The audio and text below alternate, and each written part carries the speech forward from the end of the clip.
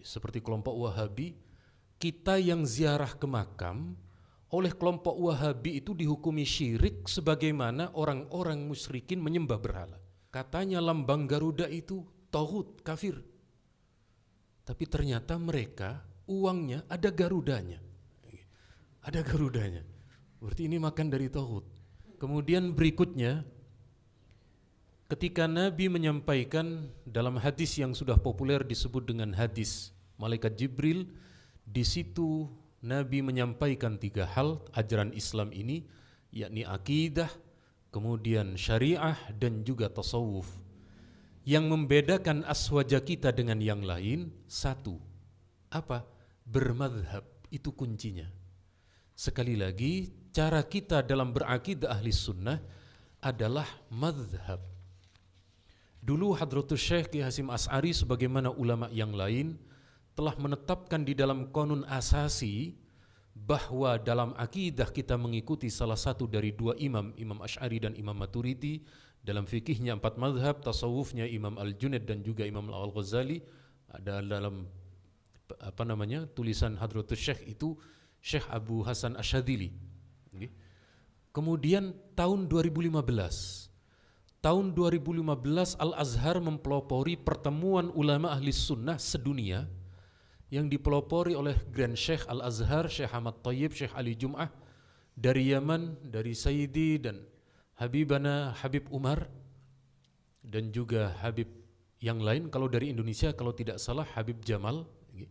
Ada juga dari Habib Soleh Al-Jufri. Alhamdulillah perwakilan dari golongan kami dari Sampang itu ada. Jadi Raizat namanya, santrina Sayyid Muhammad di Mekah. Jadi alhamdulillah dalam pandangan dunia perwakilan Madura perlu dilibatkan. Jadi alhamdulillah kami tidak perlu noponam ini, sebab terkadang ada Habib dari orang Madura itu kekecewaan tertentu. Misalnya ketika Roma Irama menyanyikan dulu 175 juta, itu kan Madura tidak disebut itu. Ada Jawa, Sunda. Lalu mana Maduranya Bang Roma? Ada di dalam mana? Dan masih banyak lagi yang lainnya masuk di sana. Jadi kemudian tidak protes ini. Allahumma sholli ala Muhammad.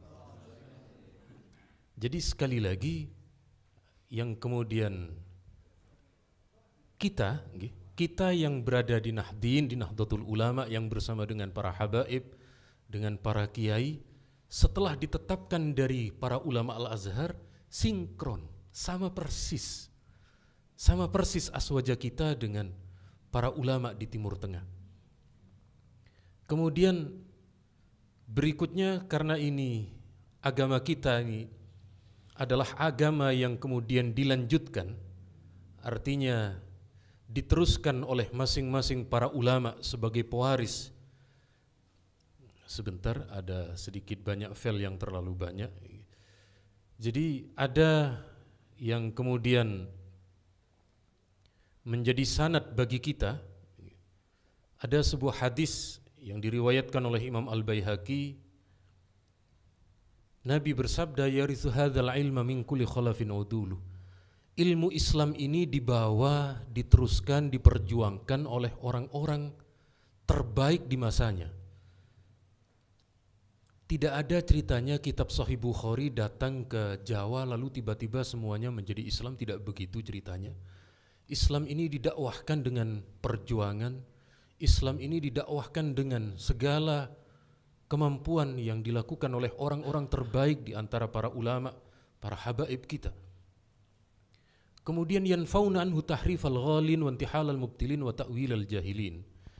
Islam yang dibawa oleh para ulama yang dalam kita bahasa seharian yang sanadnya itu bersambung kepada Rasulullah, Nabi menjamin 3. Tidak akan yanfauna anhu tahrifal ghalin, orang-orang yang kemudian berlebihan seperti kelompok Wahabi. Kita yang ziarah ke makam oleh kelompok Wahabi itu dihukumi syirik sebagaimana orang-orang musyrikin menyembah berhala. Ini yang kemudian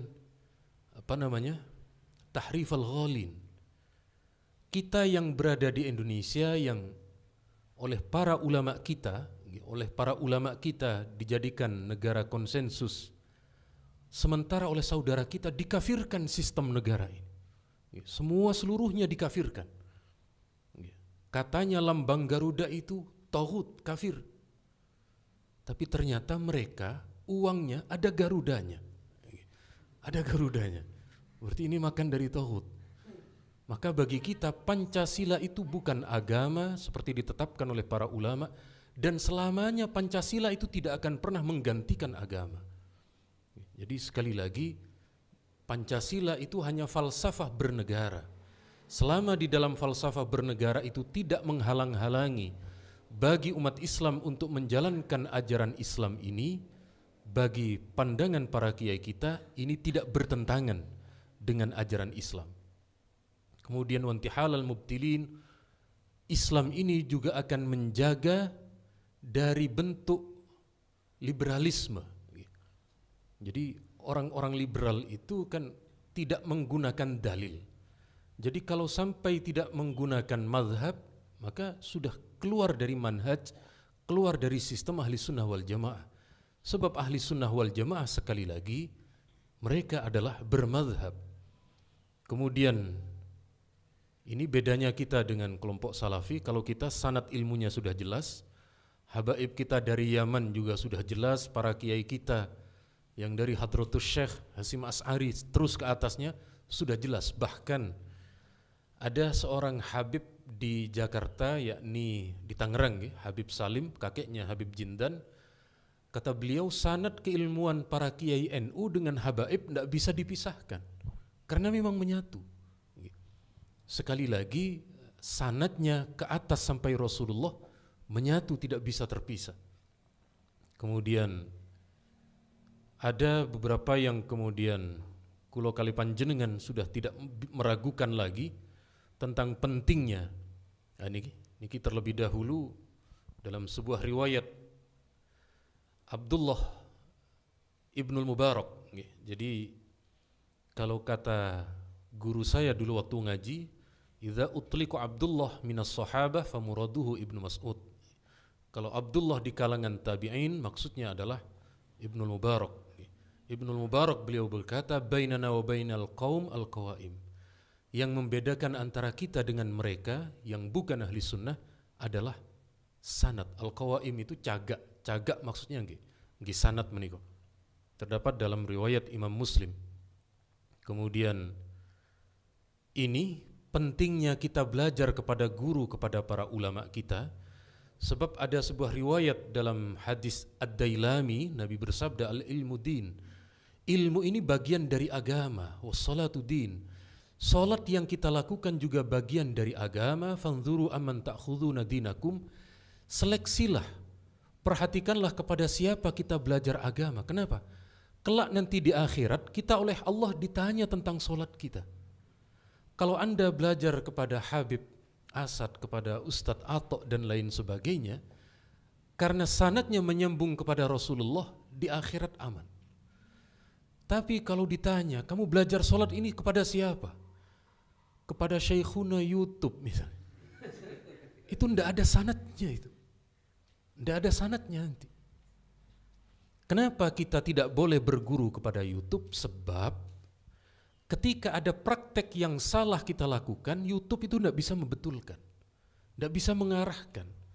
Maka sekali lagi sanadnya mungkotek, bukan cuma mungkotek ini, tetapi sekali lagi tidak sampai menjadikan sanad kita bersambung ke hadirat Rasulullah sallallahu alaihi wasallam.